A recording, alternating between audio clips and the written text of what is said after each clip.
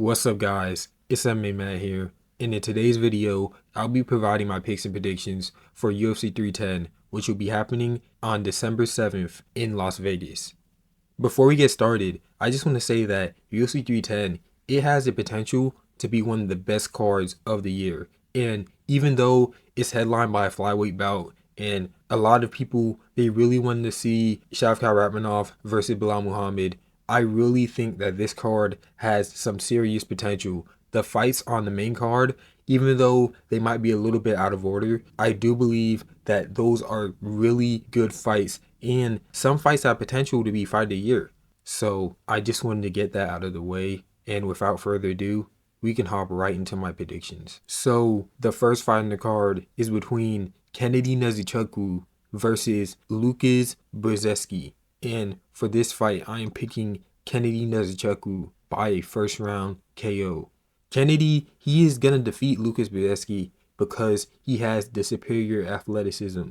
Nzechukwu has shown a remarkability to control the distance and land powerful strikes, and he has knockout power. And knockout power is a significant threat to Brzeski. While Brzeski, he is a skilled fighter, Nzechukwu, he has fought the higher level of competition between the two fighters.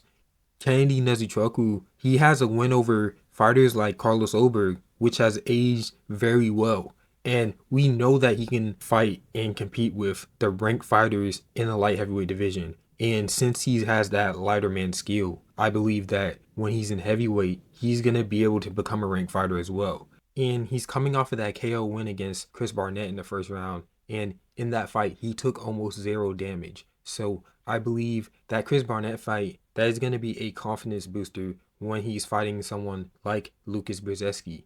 And Brzeski, his real chance in this fight is going to be in the clinch and the grappling exchanges. But Nzechukwu, he has good defense. And I think that his range and that lankiness that he has, because he has a 6'5" frame. That was tall for the light heavyweight division, and that's still pretty tall for the heavyweight division.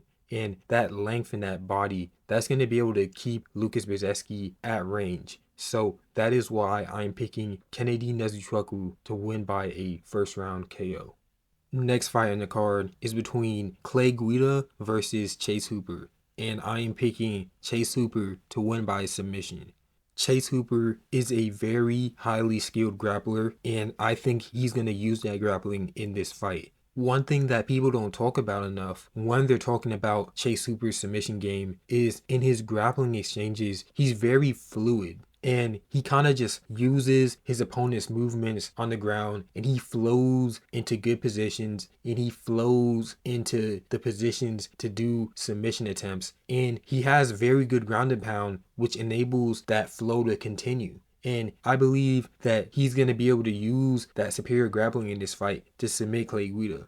Even though Guida, he has very good wrestling experience, his age and that wear and tear from having such a long career may leave him vulnerable to the younger Chase Hooper. And Hooper, he's going to have the reach advantage, the speed advantage, and he's going to have the transitions from striking to grappling to enable those submission attempts that I believe that he's going to get to submit Guida. A lot of people are comparing Chase Hooper to a young Charles Oliveira because he's following a similar career trajectory as Charles Oliveira when he was younger. And I believe that those comparisons are very valid. And I think that Chase Hooper, he's going to have that potential to be a ranked fighter in the lightweight division, especially when fighters like Dustin Poirier, Gaethje, Michael Chandler, Oliveira, when all those fighters are retiring, Chase Hooper, he's going to be that new generation of fighter who are going to be the ones to fill that gap in the rankings. And I think that Chase Hooper, he has top 10 potential. I'm not too ready to say that he's going to be a top 5 talent or a champ, but I do believe that he's going to be a staple in the lightweight division in the next few years. Next fight on the card is between Michael Chiesa versus Max Griffin. And I'll be picking Michael Chiesa to win by decision. Michael Chiesa, he has all the skills to beat Max Griffin. He is a very strong wrestler, and he has good grappling and ground control. And I believe that this wrestling and ground game is going to neutralize the striking of Max Griffin. And Chiesa, he has proven that he can dominate opponents with his top pressure and submission skills. And Griffin, he has struggled against previous opponents with a strong grappling game. And even though Max Griffin is dangerous on the feet, Chiesa's relentless pursuit of takedowns and ability to control opponents on the ground will wear down Griffin. And I can see Michael Chiesa winning like a 29-28 decision. Next fight on the card is between Cody Durden versus Joshua Van, and I'll be picking Joshua Van to win by decision. Joshua Van is going to have the striking advantage. He is a dynamic striker, and he has really high output in the realm of striking. And I think that is going to neutralize the wrestling heavy game plan of Cody Durden. And also, Joshua Van, he has really good defensive wrestling.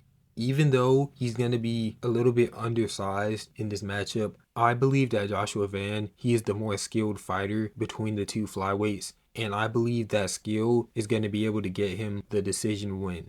The next fight on the card is between Chris Weidman versus Eric Anders, and I'm picking Eric Anders by a decision or a TKO. This fight was supposed to be happening at UFC 309. Unfortunately, I believe that Eric Anders, he got sick or something, so the fight wasn't able to take place. But my take hasn't really changed on this fight, so I'm just going to give a quick summary. I went into more detail on my UFC 309 prediction video, so if you want to hear more details about this fight, you can go back and watch that video. But basically what I was trying to say is that Chris Weidman, he's going to be the older fighter, he's going to be the slower fighter, and I don't think those two attributes combine to be able to evade the power punches of Eric Anders. Like I said, you're going to need that speed to get out of the way of the punches, and he's not going to have that speed at the age that he is right now. So that is why I am picking Eric Anders by a decision or a TKO.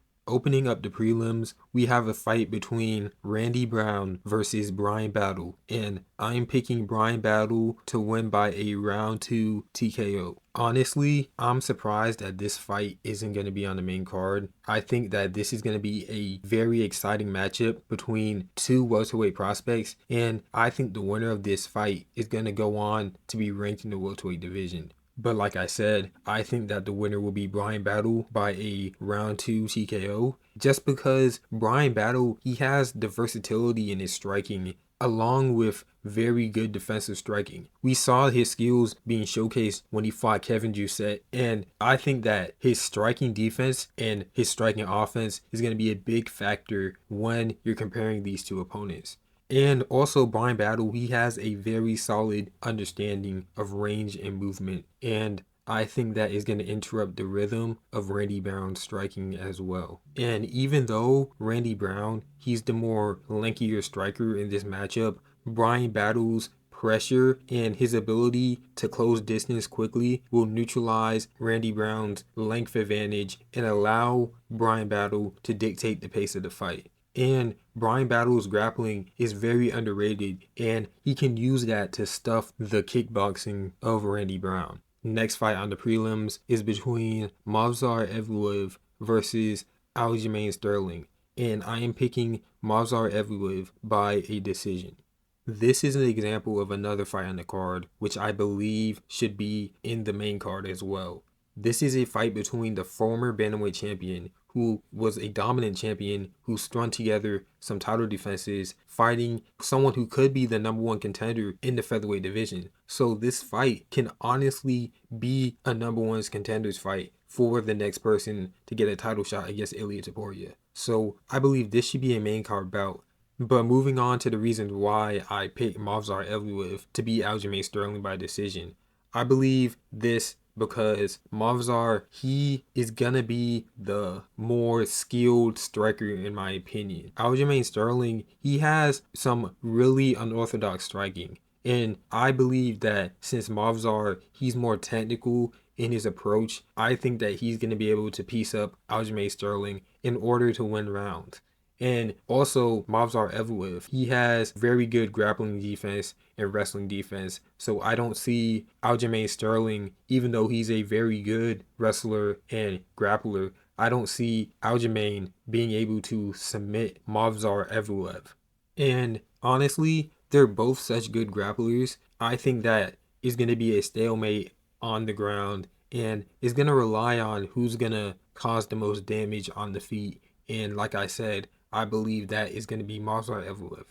Next fight on the card is between Vicente Luque versus Themba Gorimbo, and I'll be picking Themba Gorimbo to win by a TKO. Themba Gorimbo, he has very relentless pressure, he has good cardio, and he has a versatile grappling game. And even though Luque, he is a dangerous striker and he has some knockout power, even though recently he hasn't really been showing it, I do believe that Gorimbo's strengths lie with his ability to smother his opponents with pace and clinch control. Gorimbo, he has relentless forward pressure and he is the superior wrestler, and this is going to neutralize the striking of Vicente Luque, and it's going to prevent Luque from establishing any type of striking rhythm, since Gorimbo is going to be pressuring him and smothering him in the clinch and mixing in the takedowns with the striking. And Luque, he has shown vulnerabilities in the past when he's being pressured and when he's off his back in the ground. For example, that Joaquin Buckley fight, I think Vicente Luque, he kind of just gave up. And I think that Themba Gorimbo, he has the type of pressure and pace that can do that to Vicente Luque and result in the same thing that happened when he fought Joaquin Buckley. So I can see Themba Gorimbo winning by ground and pound in round 2. Next fight in the card is between Anthony Smith versus Dominic Reyes, and I'll be picking Dominic Reyes to either win by a TKO or a dominant 30-27 decision. Anthony Smith, he hasn't really been looking that good in his recent fights. He looked slow and lethargic against Delizzi in his last fight. And I think that Dominic Reyes, he's going to be the fighter who has more power in his punches, and he's going to have that speed advantage. I think that Dominic Reyes is going to be able to find Anthony Smith's chin and knock him out. So that is why I am picking Dominic Reyes to win by either a TKO or a very dominant 30-27 decision. Next fight on the card is between Nate Landwehr versus Du Hoi Choi, and I'll be picking Nate Landwehr to win by a TKO or a decision. Nate, he has very relentless pressure and aggression, and he has a well-rounded skill set. Also, he has a very high pace and very good durability, and he can push the action, and this can disrupt the striking of Choi. So even though Du Hoi Choi, he has very explosive knockout power, Landwehr's toughness and his ability to absorb damage while constantly coming forward will make it difficult for Du Hoi Choi to maintain distance and land clean strikes. Also, Landwehr's grappling and wrestling is very underrated, so I can see Nate Landwehr mixing in takedowns into his fighting approach if Du Hoi Choi is getting the best of him in the striking exchanges. So that is why I think that Nate Landwehr, he's going to win by either a ground and pound TKO stoppage, and I can also see him winning by a very close 29-28 decision. Next fight on the card is between Bryce Mitchell versus Kron Gracie, and I'll be picking Bryce Mitchell to win by a decision. Honestly, Kron Gracie, I don't think that he should be fighting a ranked opponent in Bryce Mitchell. I think that Bryce Mitchell, he's going to go out there and just dominate Kron Gracie in the striking exchanges and in the clinch. Even though the grappling, it might be close, but even so, I give the grappling edge to Bryce Mitchell because he's able to mix up all the other aspects of MMA to make sure his grappling is effective. Even though Kron Gracie, he is not a well-rounded fighter, and his striking is not good enough to compete with the ranked fighters in the featherweight division like Bryce Mitchell. So I don't think that Bryce Mitchell will be getting a finish in this fight, but I can see him dominating Kron Gracie, and I can even see Bryce Mitchell getting a 10-8 round on Kron Gracie just because Kron Gracie is not a well-rounded fighter and he relies too much on his jiu-jitsu when there are other aspects in MMA which people can use to take advantage of him. So that is why I am picking Bryce Mitchell to win by a decision. Next fight on the card is a heavyweight bout between Ciryl Gane versus Alexander Volkov, and I'll be picking Ciryl Gane to win by a decision. Gane, he's going to have the superior movement compared to Volkov, and he has very technical striking with a well-rounded skill set. Gane is one of the most fluid and agile heavyweights in the division with exceptional footwork that allows him to control the pace and avoid heavy exchanges. Gane's ability to switch stances and land clean, precise strikes from a distance will be key when you're neutralizing the range of Volkov's striking. While Volkov is a very dangerous striker with knockout potential, Gane has very good defense and very good head movement, which will make it difficult for Volkov to land clean shots. Additionally, Gane's clinch game and grappling is very underrated, allowing him to control exchanges if the fight goes to the ground. Therefore, that is why I am picking Gane to win by a decision. Next fight on the card is the co-main event between Shavkat Rakhmonov versus Ian Machado Garry, and for this fight, I am picking Shavkat Rakhmonov to win by a round 4 submission. I just released a dedicated fight analysis video to this matchup, and there I went into way more detail about the different skill sets of each fighter, but ultimately what it boils down to is that Ian Garry, even though he's the more cleaner striker, I don't feel like he can keep that up for all 5 rounds.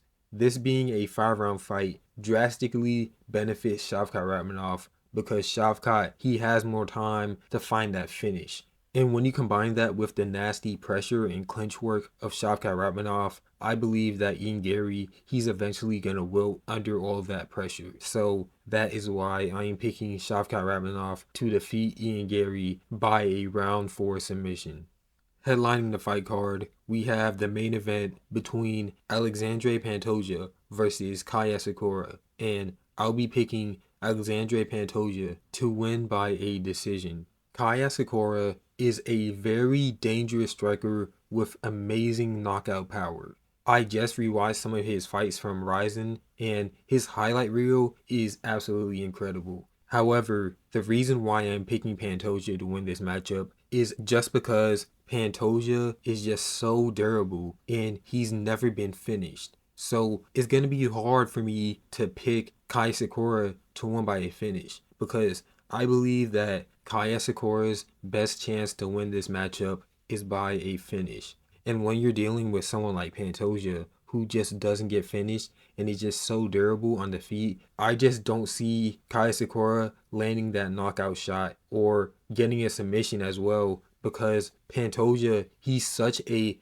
amazing Brazilian Jiu-Jitsu specialist and he has amazing grappling. Honestly, since he's so big for the division, he can just hold fighters down and just grapple with them to win rounds, just like he did to Steve Irsay. And this brings me to the second way that I think Pantoja can win this fight, and that is by submission.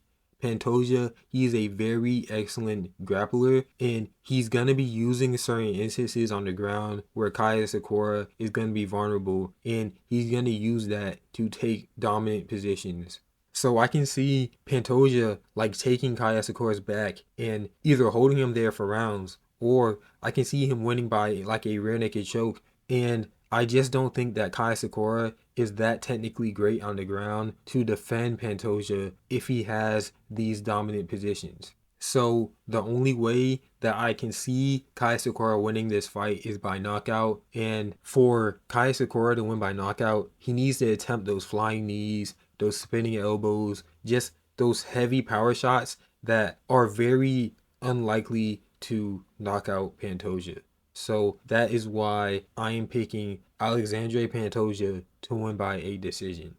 Thank you guys for watching the video. As usual, like, comment, and subscribe, and I'll catch you guys in my next video.